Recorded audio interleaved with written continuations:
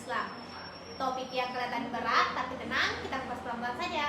Betul, soalnya banyak juga yang masih bingung gimana sih peran zakat dan pajak dalam sistem ekonomi Islam. Nah, biar gak salah paham, kita sudah kedatangan narasumber kece. Langsung saja di sini sudah ada Kak Lulu Fauzia, mahasiswi dari Fakultas Ekonomi dan Bisnis Islam. Halo Kak, apa kabar?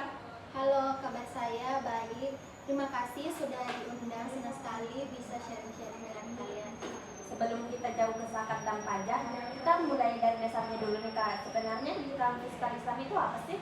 Oke, jadi gini, dalam ekonomi modern, kebijakan fiskal itu kan menyangkut bagaimana pemerintah mengatur pengeluaran dan pendapatan negara. Nah, dalam perspektif Islam, kebijakan fiskal juga mengatur hal yang sama, tetapi dengan menggunakan nilai-nilai Islam. Jadi, sumber pendapatannya bukan hanya pajak, tetapi juga ada instrumen wajib syariahnya seperti zakat atau bisa berupa wakaf produktif dan haraj. Oh, jadi intinya kebijakan fiskal Islam itu bukan cuma soal uang, tapi bagaimana negara mengatur kesejahteraan masyarakat sesuai syariah gitu ya? Betul banget, tujuan utamanya adalah mewujudkan keadilan sosial dan memastikan harta itu tidak berputar di kalangan yang kaya saja. Sekarang zakat nih, sering dibilang kalau dalam ekonomi Islam zakat itu jadi tulang punggung pemerataan. Nah, bisa dijelasin nggak Kak?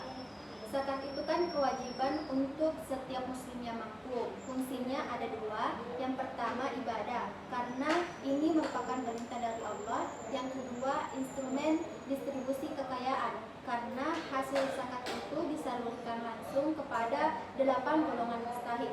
Dalam konteks fisikal, zakat ini bisa menjadi berfungsi sebagai stabilisator sosial. Jadi, ketika banyak masyarakat yang rentan, zakat bisa meringankan beban negara dalam penyediaan bantuan sosial.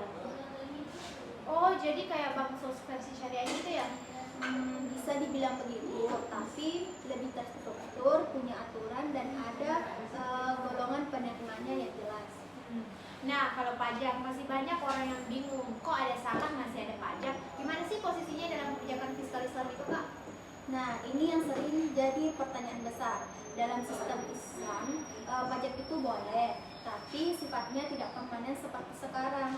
Pajak biasanya hanya bisa dikenakan ketika negara itu membutuhkan, misalnya pada saat kondisi darurat atau zakat itu tidak. Zakat itu pendapatan zakat belum bisa mencukupi.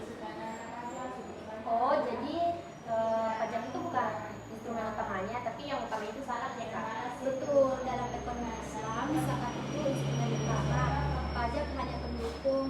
Tapi dalam negara modern seperti Indonesia yang belum menerapkan kebijakan fiskal Islam secara total, wajar kalau pajak itu tetap berjalan.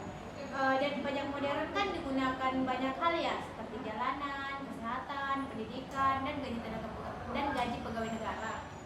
Tepat sekali, selama pajak itu dikelola dengan prinsip keadilan dan kemaslahatan, itu tetap selaras kok dengan nilai-nilai Islam.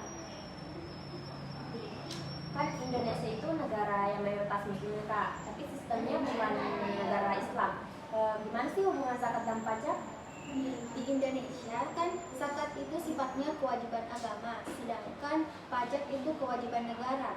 Namun ada upaya penyatuannya, contohnya zakat bisa menjadi pengurang pajak atau tax credit, tapi belum full. Jadi umat Islam tetap wajib pajak dan zakat, wajib pajak dan wajib zakat. Oh, jadi meski sudah bayar zakat, pajak tetap masih jalan ya? Iya, karena sistem negara kita ini memisahkan keduanya. Wah, seru banget pembahasannya. Ternyata zakat dan pajak bukan saingan guys, tapi sama-sama alat untuk mensejahterakan masyarakat.